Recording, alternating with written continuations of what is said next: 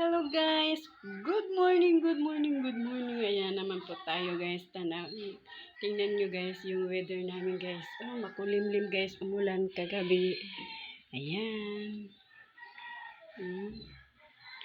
Makulimlim na panahon. Ayan, mabuti na lang dito guys. Sa Almagro, umulan na guys.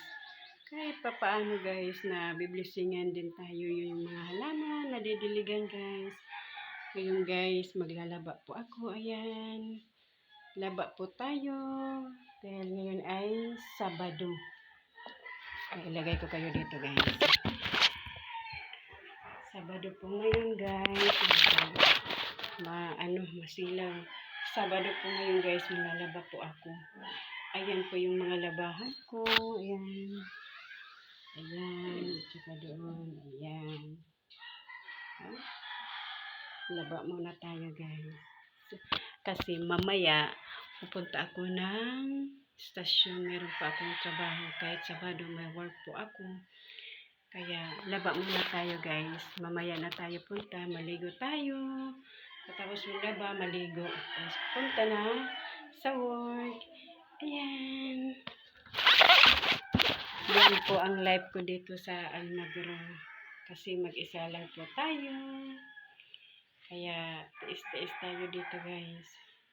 Yan yung gamit kong sabon guys. Ayan. Sabon lang yung gamit ko. Yung Barita. Kasi alam niyo naman ang nanay. Walang-wala talaga.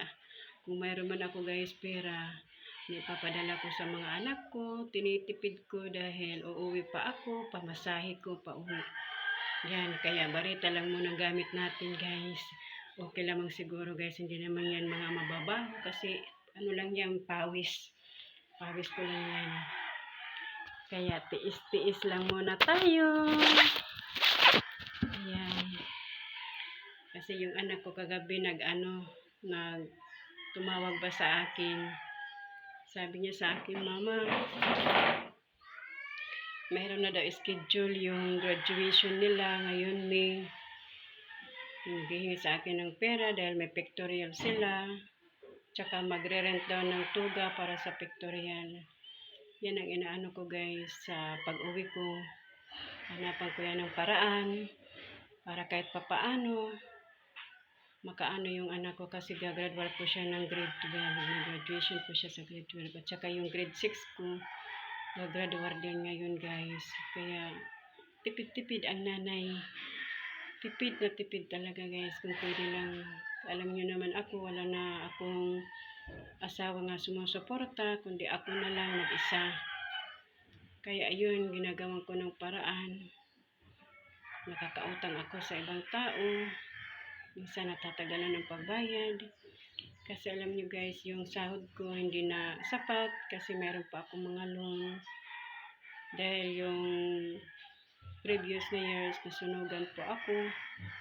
Kami magkakapatid, kaya yun, pinaano na naman namin yung bahay namin. Kaya palagi lang problema yung dumarating. Pero okay lang yan. Kahit anong pagsubok na dumarating, kakayanin guys. Kaya laban lang po tayo, laban. Walang imposible guys. Laban lang po tayo, mga nanay. Balikan ko kayo mamaya guys. Maglaba muna ako ha.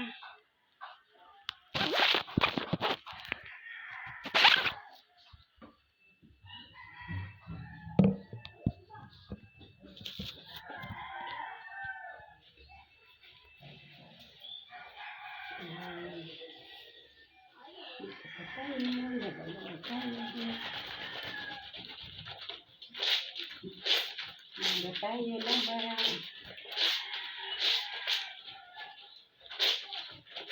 Yan ang buhay ko dito guys. Yung gamit namin guys, atabay, yung balon. Yung balon namin nandito sa loob ng bahay. Laba po tayo.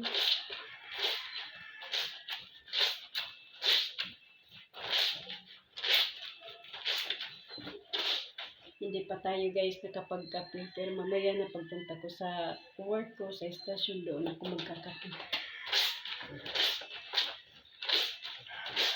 Ayusin ko muna ito guys, paglaba ko.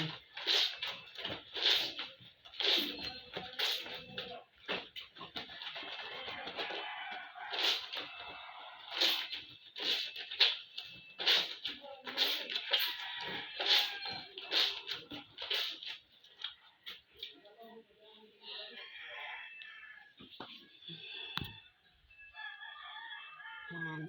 Balikan ko kayo mamaya guys, ha? Balik ko kayo.